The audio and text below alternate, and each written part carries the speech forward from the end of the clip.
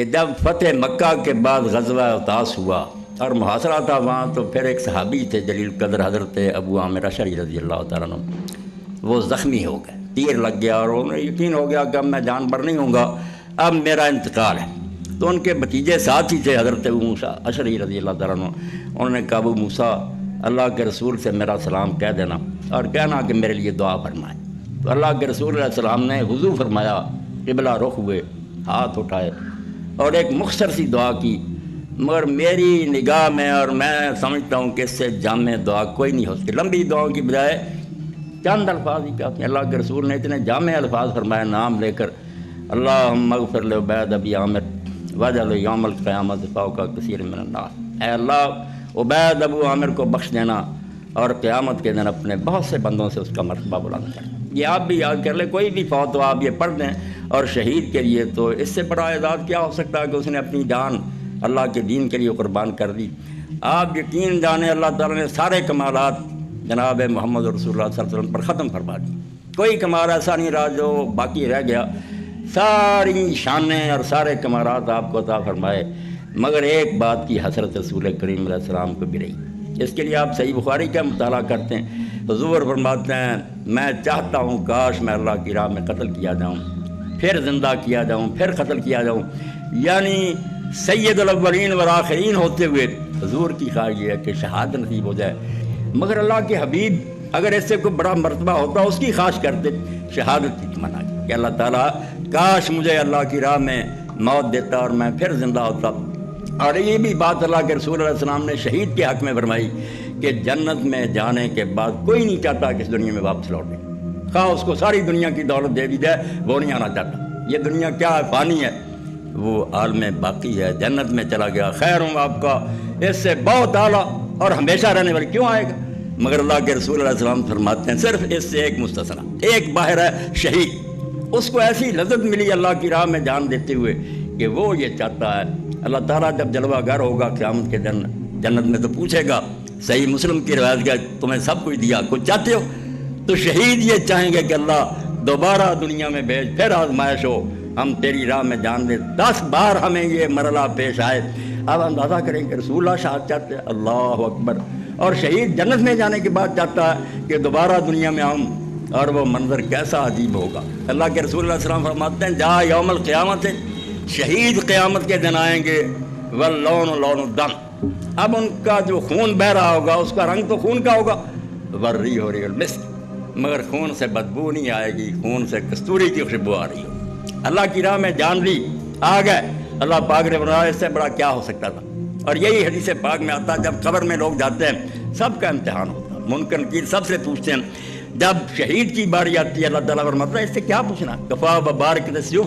جو تلواریں چمکیں اور اس نے قدم پیچھے نہیں ہٹایا، اپنی گردن نیچے کر دی، اب اس سے اور کیا پوچھنا، اس سے بڑھ کر ایمان کی کوئی گواہی درکار ہے؟ تو شہید کی عظمت کے بارے میں ہم کیا بیان کر سکتے ہیں، جبکہ اللہ کے رسول علیہ السلام فرماتے ہیں مغبرت قدم عبد فی سبیل اللہ فتمسہ النار، شہید ہونا تو لگ رہا کسی بندے کے قدم جو ہے ان پر اگر اللہ کی راہ میں گرد و غبار پڑا، جہاد میں گیا مٹی پڑی، فرمایا اس کے لیے اللہ نے دوزخ حرام کر دی، دوزخ میں نہیں جائے گا جس کے قدموں پر مٹی پڑ گئی اللہ کی راہ میں، اتنی قدر و منت۔ اور اسی لیے رسول خدا صلی اللہ علیہ وسلم فرماتے ہیں لغدوۃ فی سبیل اللہ راحۃ خیر من الدنیا وما فیہا، اللہ کے راستے میں صبح کو نکلنا، شام کو نکلنا، یہ دنیا اور دنیا میں جو کچھ ہے، سارے خزانے، ساری سلطنتیں، اس سے بہتر ہے ایک صبح اور شام اللہ کی راہ میں سفر کرنا۔ میرے سامنے ہے کہ امام ابن عساکر رحمۃ اللہ علیہ اپنی تاریخ دمشق میں لکھتے ہیں کہ سن 177 ہجری تھا، ترسوس شہر تھا، وہاں عالم اسلام کے ایک عظیم فرزند ہے، یقین جانیں آپ کتابیں اگر پڑھیں اور سنیں،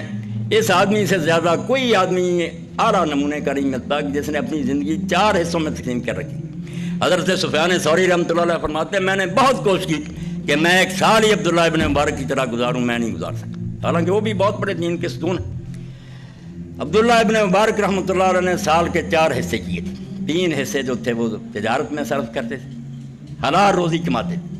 3 مہینے اپنے گھر پر بیٹھ جاتے تھے، مشرق و مغرب سے دین کے طالب علم آتے تھے، اپنے پلے سے ان کو خرچ دیتے تھے اور دین کا علم پڑھاتے تھے، کتاب و سنت کی تعلیم، بہت بڑے محدث اور عالم ہیں، اور 3 مہینے حج اور زیارت کے لیے رکھے ہوئے تھے، اور 3 مہینے کے لیے جہاد کے لیے چلے جاتے تھے، مجاہدین کے ساتھ شامل ہو کر سرحدوں پر جہاد کرتے۔ 4 بڑی نیکیاں کہ رزق حلال کی تلاش، تعلیم دین، پھر حج اور عمرہ، پھر جہاد فی سبیل اللہ۔ تو اسی زمانے میں ایک بہت بڑے ولی ہوئے ہیں حضرت فضیل ابن عیاض رحمۃ اللہ علیہ، بہت بڑے بدماش تھے، ڈاکو تھے، توبہ نصیب ہوگی، پھر حرم شریف میں چلے گئے اور بیت اللہ میں رہتے تھے، عبادت کرتے تھے۔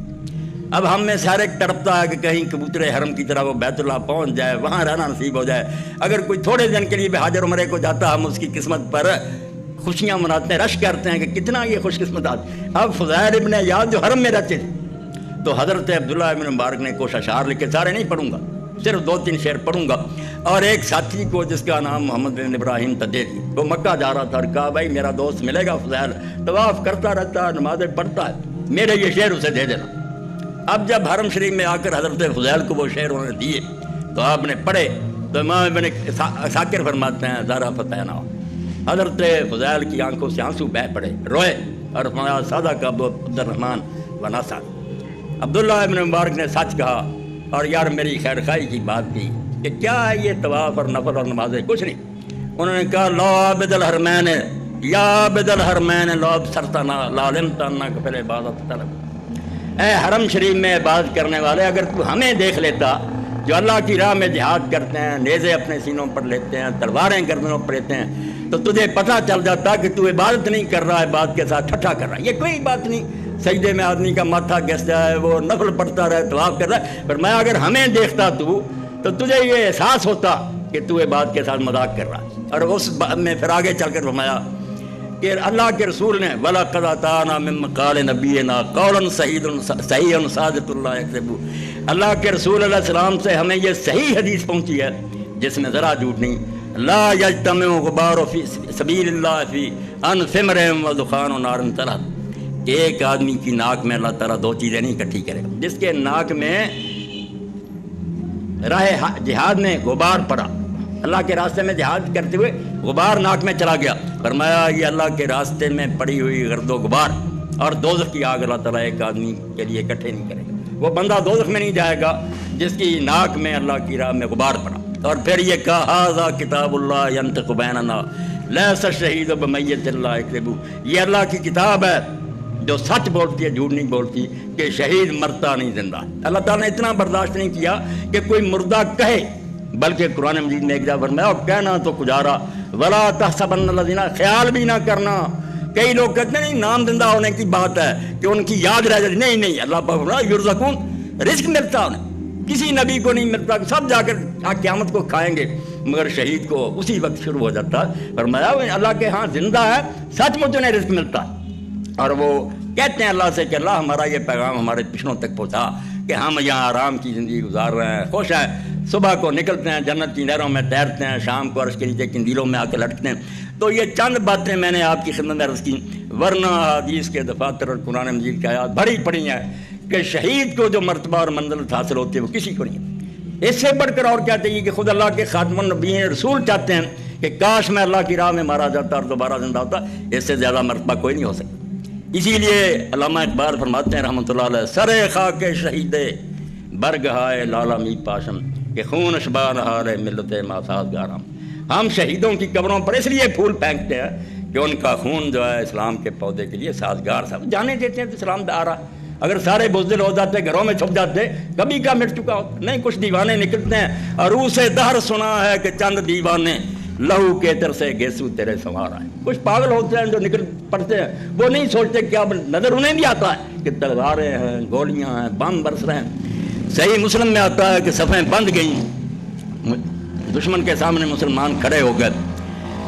تو حضرت ابو موسیٰ اشعری رضی اللہ تعالیٰ عنہ آگے بڑھے۔ وہاں کوئی نور جہاں کے نغمے نہیں ہوتے تھے جس سے خون گرمایا جاتا۔ میرے بچے بھی بیان کر قرآن سنتے تھے، رسول اللہ کی حدیث سنتے تھے، پھر جانے شوق سے دیتے تھے۔ ابو موسیٰ اشعری رضی اللہ تعالیٰ نے آگے بڑھ کر کہا، مسلمان سن رہے تھے، انہوں نے کہا مسلمانوں میں نے اللہ کے پاک رسول علیہ السلام سے سنا ہے کہ ان ابواب الجنت تحت جلال السیوف، کہ یہ تلواریں نہ سمجھو جو ہے اس وقت چمک رہی ہیں، ان کے نیچے جنت کے دروازے کھلے ہوئے، یہ جنت کو راستہ جا رہا، گردنیں کٹواؤ جنت میں چلا جاؤ۔ تو اس وقت حدیث پاک میں آتا ہے رجل رسول ہے، ایک شخص جس کے کپڑے پھٹے پرانے تھے، مسکین نظر آتا تھا، اس نے حضرت ابو موسیٰ اشعری رضی اللہ عنہ سے پوچھا، ابو موسیٰ تو نے یہ بات اللہ کے رسول سے سنی؟ تو انہوں نے اپنے کانوں پر انگلیاں رکھ کر کہا میرے کان بہرے ہو جائے اگر میں غلط بیان کروں. میں نے ان کانوں سے حضور کو یہ کہتے سنا. اب جب اس نے یہ بات سنی سارے ساتھیوں کو سلام کا, تلوار لیے گھس گیا, کتنوں کو قتل کیا اور اپنی جان دے دی. اس لیے شہید اور جہاد کے بارے میں ہم جتنا بیان کریں سمندر سے قطرہ بھی نہیں بیان ہو سکتا. مگر آج کی محفل میں